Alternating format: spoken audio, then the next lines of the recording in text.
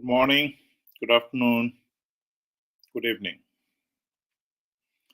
Zimbabwe is a failed state. And the root cause of it, we had 44 years of rigged elections. The Zanu PF rigged elections. And the last 24 of those 44 years, Zanu PF has managed to rig elections and get away with it with the connivance of MDC, CCC, opposition leaders. One of the things I find really annoying is how these MDC, CCC leaders sold out.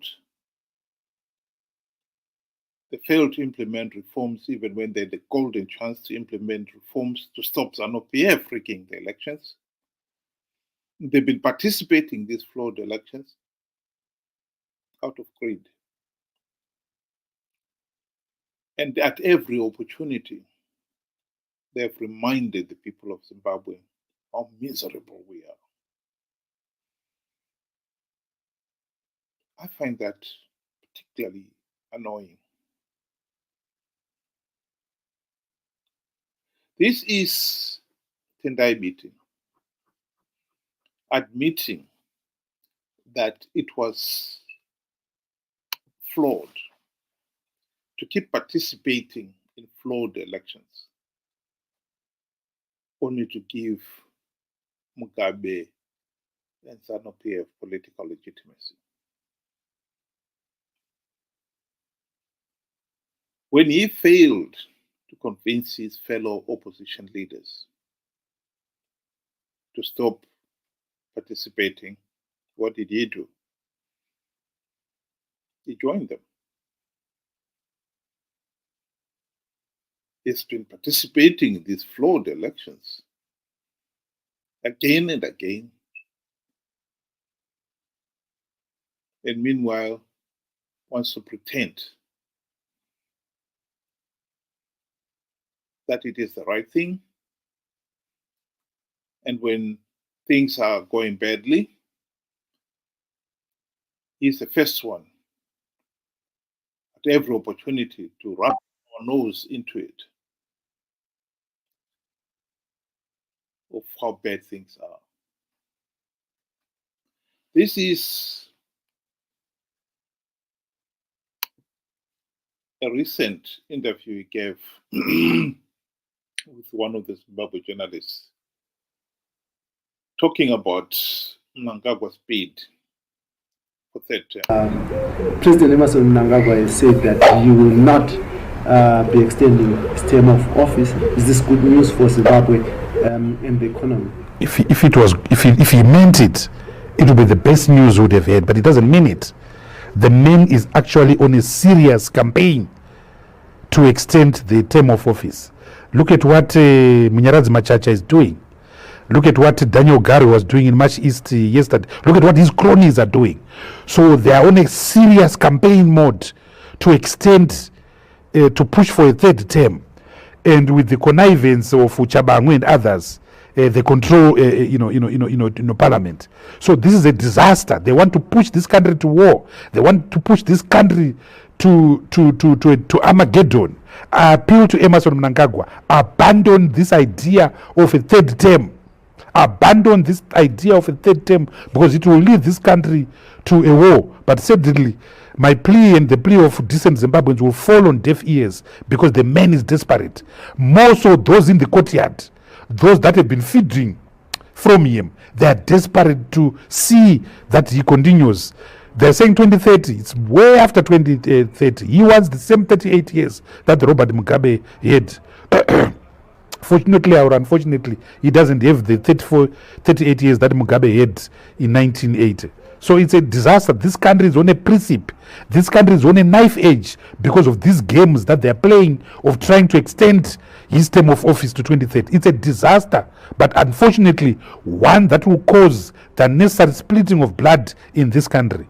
We lost over 50,000 people during the War of Liberation. We lost over 30,000 people during Gukura Wundi. We lost thousands of people during the birth of the MDC, the land reform program. Enough blood has been lost in this country. We are losing millions of people, thousands of people through the soft genocide of hospitals that don't have medicines, of hospitals that don't have cancer machines. Enough blood has been lost at the hands of Zanu PF. Tinzireyo tsitsi, tiregerereyo, hapana chataka kutadzirai.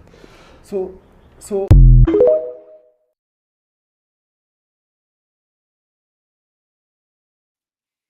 I like the plea at the end of it.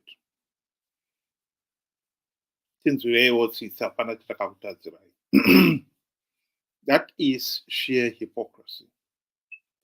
Zanu PF, through these last 24 years, has been with the connivance of MDC and CCC. Tendai Biti knows that. Tendai Biti knows that the golden opportunity to implement democratic reforms to stop Zanu PF rigging the elections was the 2008 to 2013 GNU. He was a senior member of MDC. Mugabe bribed them, and they forgot about implementing even one reform. And as stated in the admission, in that interview that is showing at the bottom of your screen there, he himself in 2013 realized the sheer futility of participating in these flawed elections. When you know they are flawed, when you know participating only gives an PF legitimacy. He made a plea to his fellow opposition leader members there that they should stop participating. But no, when no one paid attention, he too joined in and participated. And has been participating in 18, and then last year he would have participated if Chamisa had not shortchanged him, according to him, stopped him becoming the Member of Parliament for Harare East. Here is Margaret Longo saying exactly what I'm saying here, that MDC guys participated last year's election out of greed. Let's just listen to what she had to say.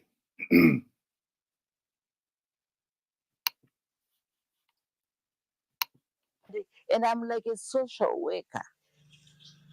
You know, politics is not a business. This is what I want to remind most of our MPs and other people. do you think they look at it as a business? Yes, they look at it as a business. Because they look at it as a business seriously.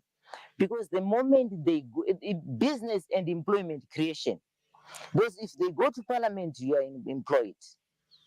You get a car, you get a stable salary, and you are paid until your term is over. Already you are employed. If you are out, you're out of employment. If you serve 2 terms, you get a pension? You get a pension. Then already, this is why people kill in politics. They kill to be in parliament. This is why we have violence in this country. Because there is no employment. The only employment which is there is in politics. There is no other outside employment. So for them, a very good example is, look at what happened to CCC, the CCC party. Have a look. When they lost, when they said they were rigged, what I expected from them, I expected all parliamentarians to say, we are not going to go to participate in a rigged system. And we are not going to sit in a rigged parliament. Because the elections have been rigged. So all of us were not going to parliament.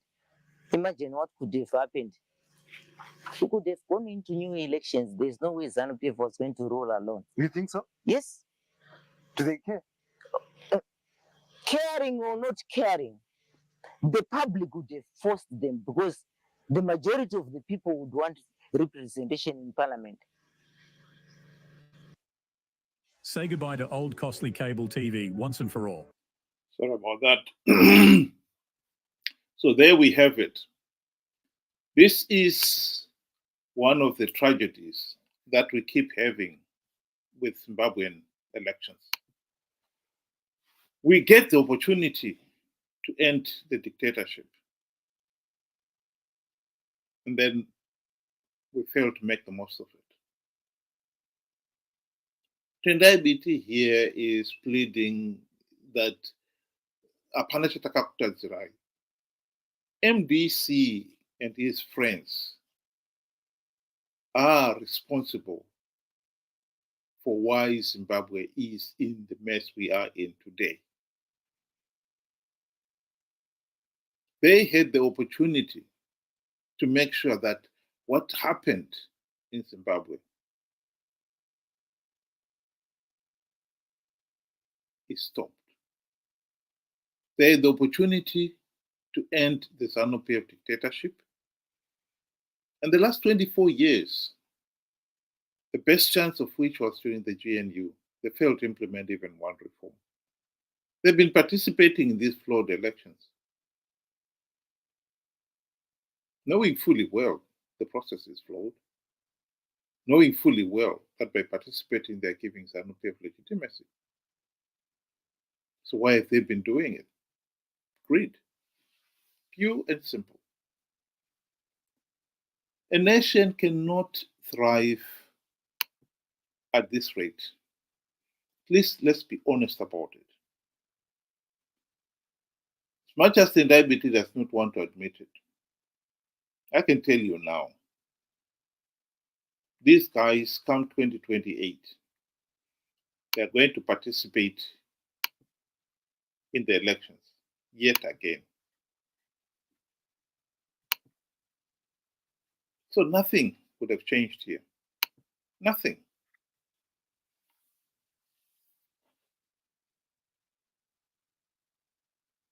Even if Mnangagwa was to successfully bid for his third term, Chamisa and company will participate in the 2028 elections to give that process legitimacy. Unless we stop it.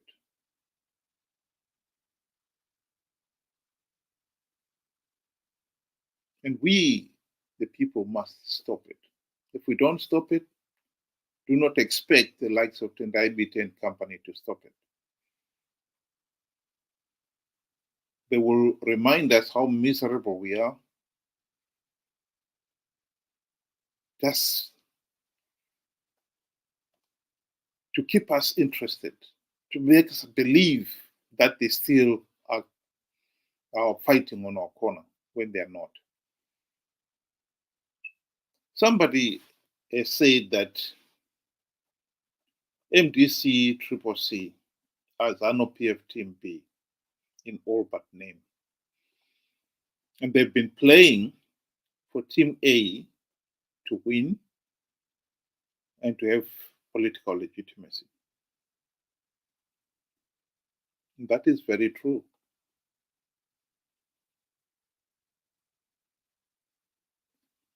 I am sick and tired of hearing the likes of Tendai Biti wittering on and on about how evil Zanu PF is and how the people are suffering. It's very true that in his bid for a third term, there will probably be more bloodshed in Zimbabwe.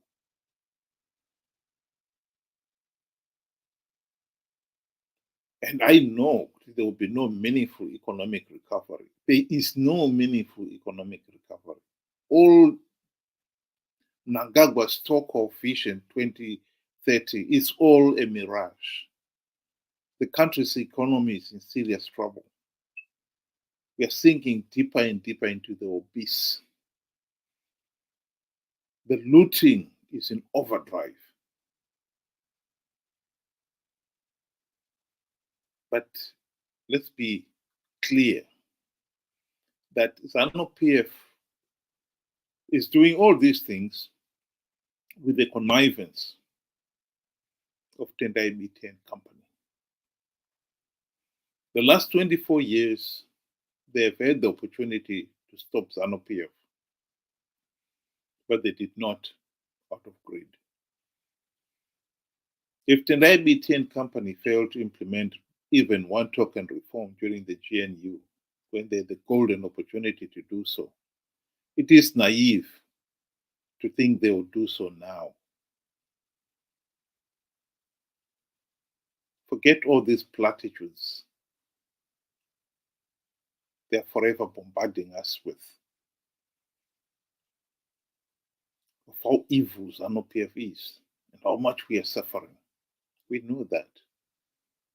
But what we want to know is, will Tendai Biti and company end this suffering? The answer is going to be no.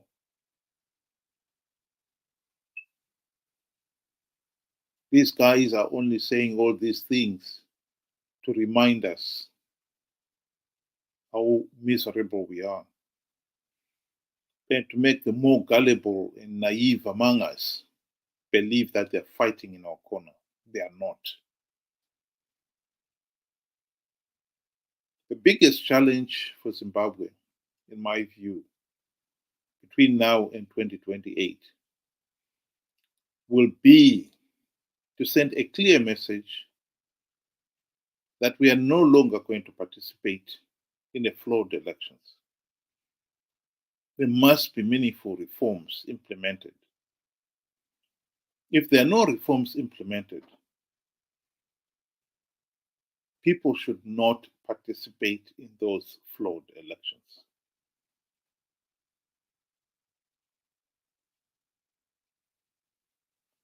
I totally subscribe to what Margaret Dongo was saying there. If MDC guys had not participated in last year's elections,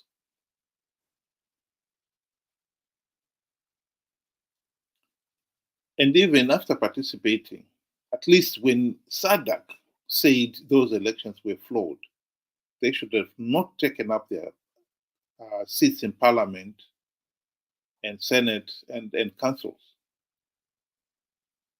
If they'd done so, I think SADC would have been motivated to deny Zanu PF political legitimacy.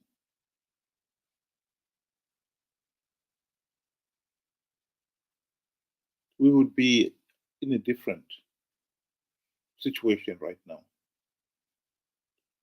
They did not, out of greed. And for the record, Tendai Biti was one of those who argued that yes, the CCC elected officials should take up their gravy train seats because these are liberated zones. Liberated in what way?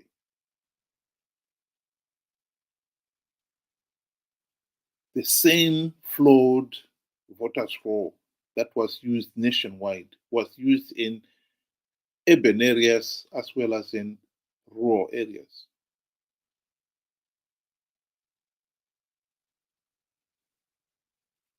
Chamisa had lied about plugging the vote rigging loopholes. He knew we didn't have a verified voters roll. He didn't even deploy election agencies at all the polling stations, although he had the money to do so. He pocketed the money. He knew Zanu PF was rigging these elections. All he wanted is to give Zanu PF legitimacy and motivating people to participate regardless of the rigging. That was his part. I think the people of Zimbabwe must wake up to the political reality that MDC, CCC leaders have long ago stopped fighting in the ordinary people's corner. They've been running with the POFO in broad day and then hunting with the Zanu PF hounds at night.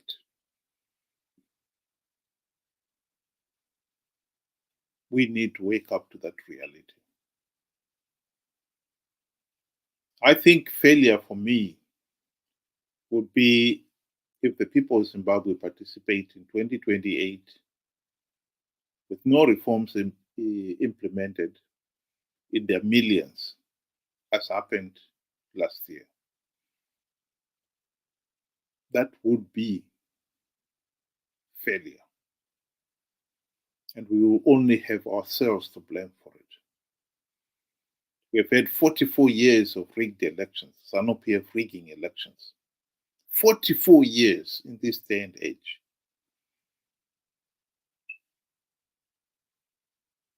Let's not make it 48. Thank you for listening and have a good day.